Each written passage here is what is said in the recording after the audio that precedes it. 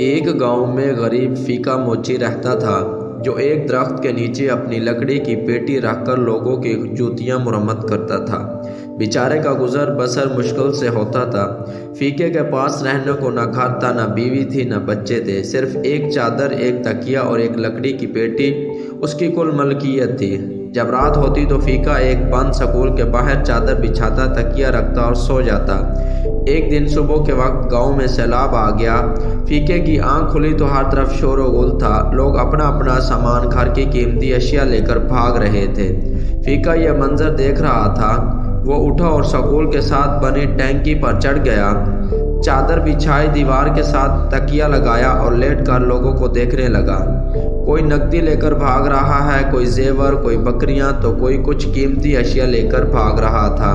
اسی دوران ایک شخص بھاگتا آ رہا تھا۔ اس نے سونے کے زیور، پیسے اور کپڑے اٹھا کر رکھے تھے۔ جب وہ فیکے کے پاس سے گزرا تو اسے سکون سے لیٹے ہوئے دیکھا تو رک کر بولا، اوئے فیکے، ساڈی ہر چیز اجڑ گئی ہے، ساڈی جان تے بنی ہے، تے تو ایتھے سکون نہ لیٹا ہویا ہے۔ یہ سن کر فیکا ہنس کر بولا، لالے آج ایتے غربت دی چس آئی ہے۔ جب میں نے یہ کہانی سنی تو ہنس پڑا، مگر پھر ایک خیال سا آیا۔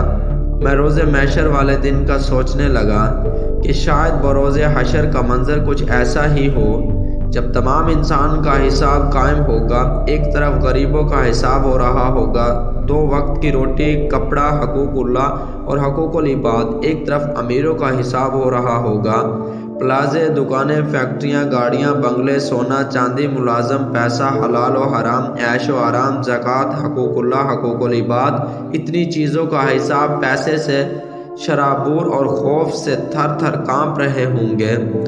ایک طرف غریب کھڑا آنکھوں دیکھ رہے ہوں گے، چہرے پر ایک عجیب سا سکون، اور شاید دل میں کہہ رہے ہوں گے، آج ایتے غربت دی چس آئی ہے۔